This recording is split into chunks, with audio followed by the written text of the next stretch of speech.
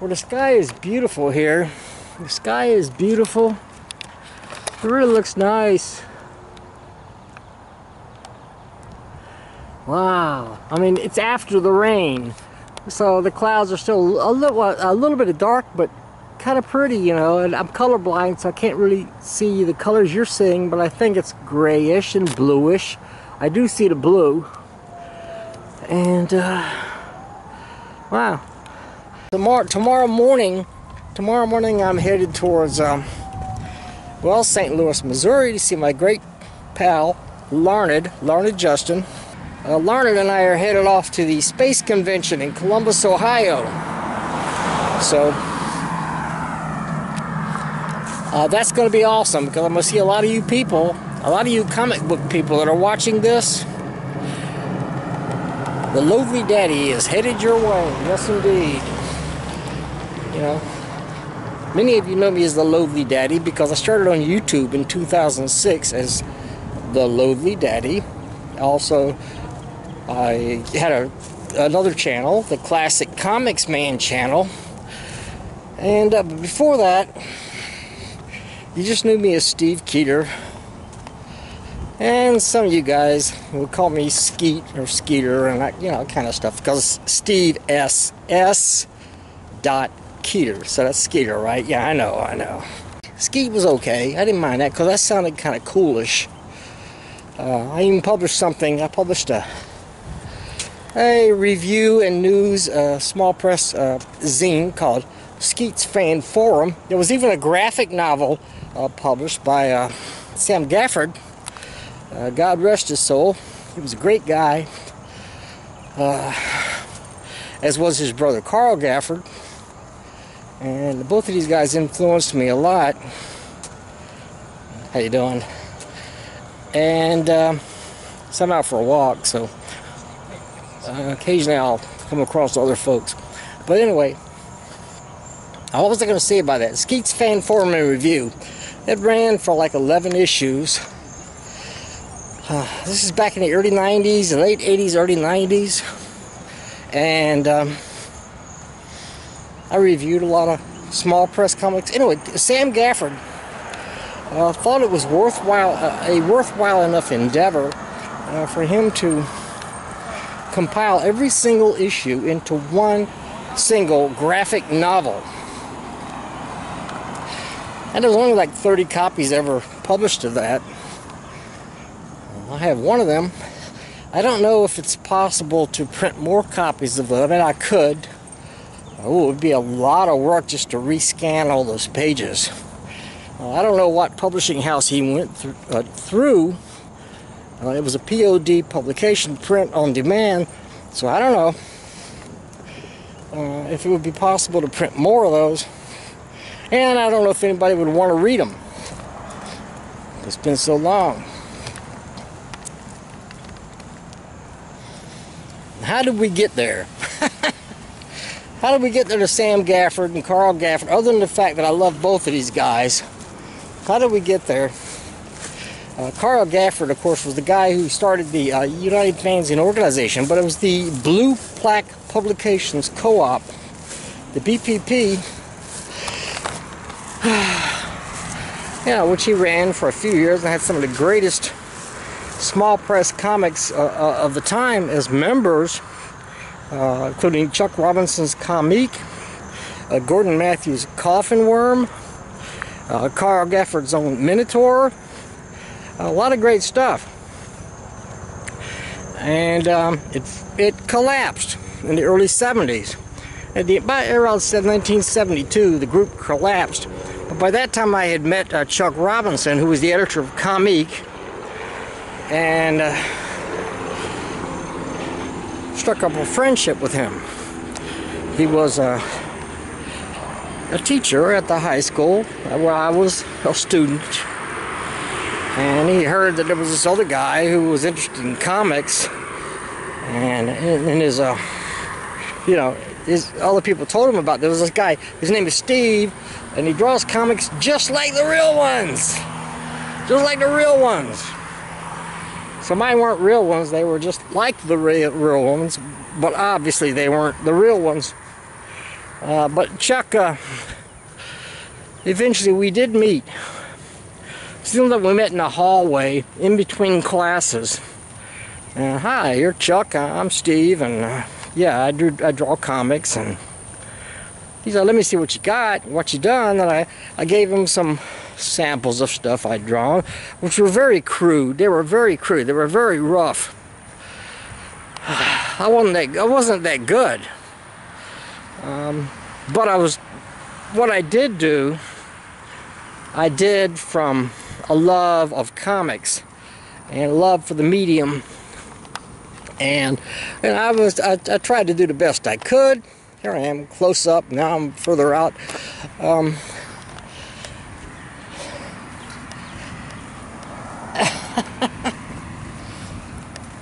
so that's where all that began. We started talking about comics. We realized we had a common interest. He was doing a fanzine. They called them fanzines back in those days. Whether they were magazines or small press comics or whatever they were, if it wasn't a professional zine, it was considered a fanzine. Later, the term small press comics was adopted because some people didn't want their stuff being called fanzines. They felt like, you know, they were a little better than that. They deserved more than that, and they were. They were in fact better because there were so many talented people. I remember being at a convention in Chicago in the late 80s, and Matt Fiesel was up there on stage. He was talking, and people were asking him questions and about, you know, his comics. And he was already doing the Cynical Man and the stick figure comics by that time, but he had such a great talent. He could do beautiful full figure work. And I remember he said, well, you can call it, because somebody asked him a question about fanzines or small press comics or independent or alternative comics, or what do you want to, and he said, well, the one thing I don't want my books to be called fanzines. And so Matt said that, and I understand why, because you know, it almost seemed disrespectful. It almost seemed disrespectful when you had advanced to a certain level. You didn't want to, I mean, what is a fan anyway? There are professionals who are fans. There's all kinds of people, talented artists and writers, publishers, and they, you know, they don't, but they're not, you know, they are fans. They're fans of certain genres of entertainment. Specifically, of course, we're talking about comics, but could be fans of Marvel or DC or superhero movies or lots of other stuff. But they had advanced beyond the level because there was a certain stigma. There was a stigma with the word fan. With the word fan was like you were up and coming, but you hadn't really mastered your craft yet. You know, you were just learning how to do it, but you know, you hadn't gotten that good, and you're a fan, and you published a fanzine. So I understand it. I understand it.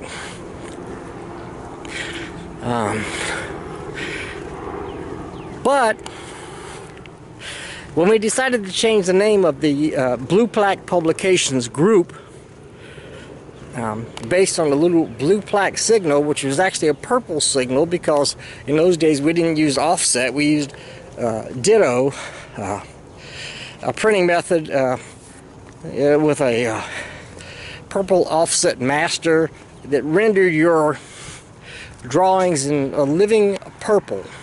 So actually they were purple, so it could have been Purple Plaque Publications. But we called it Blue Plaque Publications because the color blue has purple in it, or so I've been told. As I said, I've been colorblind, so that's what I've been told. Now, Oh, and then what happened? What can I tell you? It became we came up with this idea. We need to, okay, for one thing, Gafford's group, all the small press publishers that Gafford had, Carl Gafford, in his group, when he disbanded the group disbanded. At the very last minute, they were voting on 3 new members, and one of them was Kara Sherman, who later became very close to Carl. Another one was Frank Miller, was voted into the BPP co-op right at the last moment. And yeah, that's that guy, Frank Miller, that did Daredevil and Elektra and all that stuff. Yeah, that Frank Miller, he was voted into the UFO, or the BPP, just at the moment where it disbanded. And the third person was me. I was voted into that group, and it was a great honor. Unfortunately, the day that I received the notice that I'd been voted into the group was the day that my pal Chuck Robinson, as I mentioned, he published comic. Chuck Robinson received a letter from Carl Gafford, and he read the letter to me. I was there in the living room at his house, and he said that I had been accepted into the group along with Frank Miller and Kara Sherman, but Carl had decided to discontinue the group. He didn't have time for it anymore, and so it was over.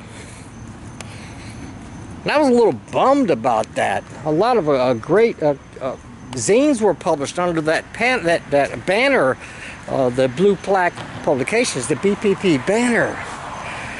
And I had already worked up my first BPP zine, which was #1, which recently, just like a year or two ago, a couple of years ago, I did a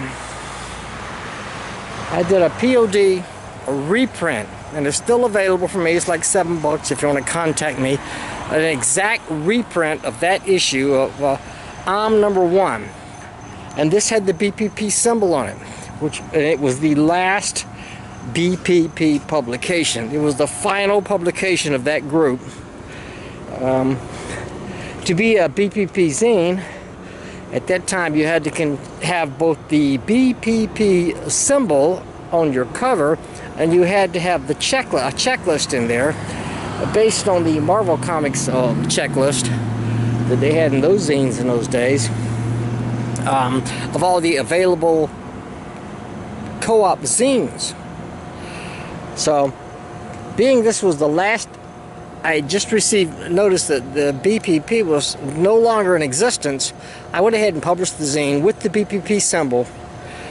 But since there were no new publications, I went ahead and I didn't use the checklist. I didn't use the checklist. I only used the emblem. So, yes, there's other people on the sidewalk. See what I'm saying? There they go, other people. Okay, so I published that, and it was the last of the original BPP zines. Now, not long afterwards, it occurred to me that we can't let this thing die. I mean, I was just voted in, and this was really important to me. I had heard so much about it, and Chuck had been telling me so much about all the talent involved and what this group meant to the small press community. And I said, hey, you know, I was just a kid, man. At this time, I was only like, I don't know, 15 years old. I said, well, we need to bring it back. We can't just let it die. And I told Chuck, I said, I have this idea. I want to revive the group. hell, I'll take over. I'll take over as chairman, and we'll revive this group. But I couldn't just take over as chairman because everything was done by voting in those days. So what I did was I published a little 2-page thing, a little 2-sheet notice, which, by the way, I don't have a copy of anymore. It was the BPP newsletter, Volume 2, Number 1. Unfortunately, I don't know what happened to my copy. I'd love to come across it someday. During several moves, some stuff has been lost. But I went ahead and I typed up this thing, and I was just I was a junior high kid, man. I was like saying, and I'm saying like, hey, I have this idea, let's revive the group, but instead of calling it Blue Plaque Publication, let's call it Blue Phoenix Publications, indicating a revival, Phoenix, a revival from the ashes. So I contacted Frank Miller and Kara Sherman and all the original members to see if anybody would, first of all, vote for me for chairman, because I called for a vote, because I wasn't going to do it unless other people agreed. And so I asked them to vote. You want me to carry on this group, or do you or what? Because I'd like to do it. I'd like to bring the group back. And not too long afterwards, I received the votes. Basically, just from Kara Sherman and Frank Miller saying, yeah, they voted for me to be the new chairman of the group. And I says, okay, so we're going to start over. And a few months later, like it still took me a little while to get going on this thing, but within the next 4 months, I published another issue of the BPP newsletter, and but I was looking for new applicants, and certain people respond. Kurt Erickson responded. He publishes Endeavor, has published Endeavor since way back in the early 70s. I heard from Rod Snyder. Oh my goodness, who did I hear from? I know Larry Johnson was among the very first people that responded. And Jim Main, he was there at the rebirth of this co-op. And man,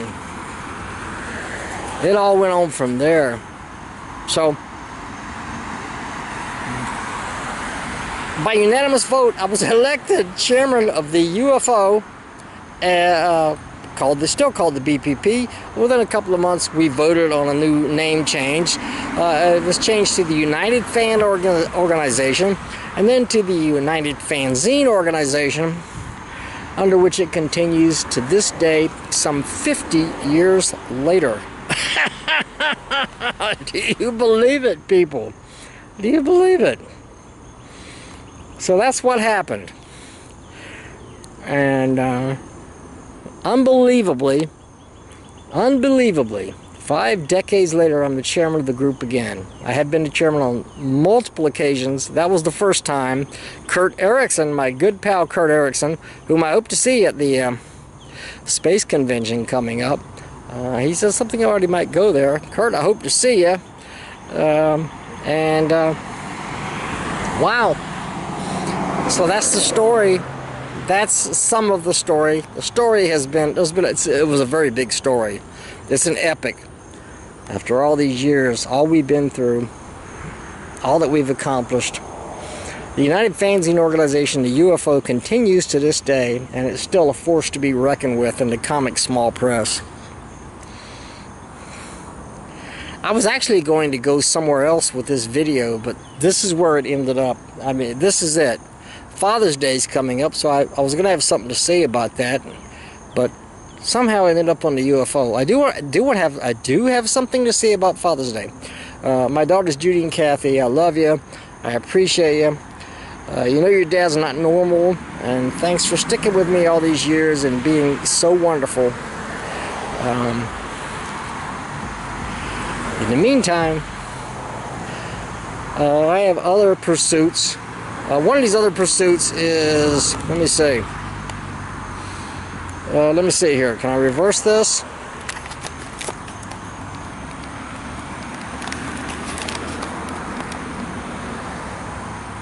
There's a beach ball in this pond here, and I want to get it out. And I've been looking at it for about a month, but I haven't figured out how to get it out of that water.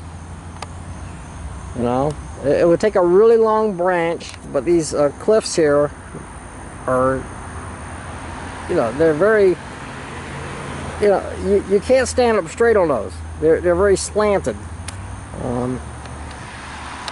Yep. You guys are great. Thanks for watching, and I'll see you later.